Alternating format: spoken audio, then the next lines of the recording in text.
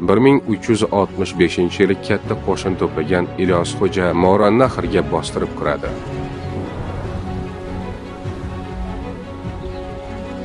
Bundan xabar topgan Amir Temur va Amir Husaynlar unga qarshi qo'shin yig'ib Sirdaryo tomon lashkar tortadi.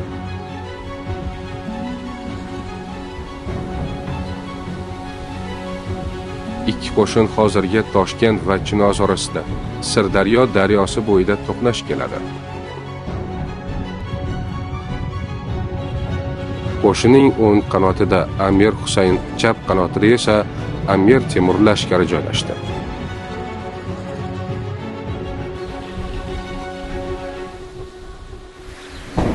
Osmonni bulut qoplab qattiq sel boshlanadi.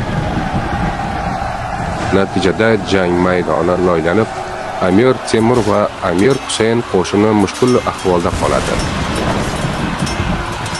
Ilyos Xo'ja lashkari esa kigiz yopinib, o'zlarini yomg'irdan pana qiladilar.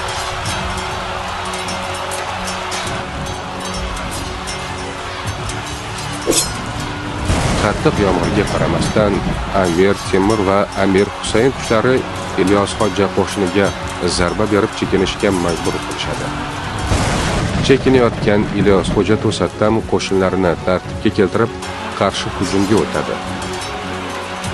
Shiddatli jang kechgacha davom etib, Amir Temur va Amir Husaynning mag'lubiyati bilan tugaydi. 10 mingdan ortiq askaridan ayrilgan Amir Temur va Amir Husayn kech tomon chekinadi.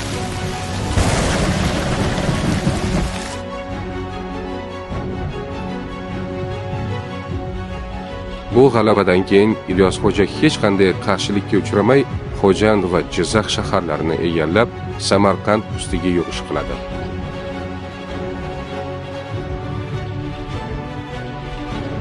Bu jang Amir Temurning ilk va yagona mag'lubiyati hisoblanadi.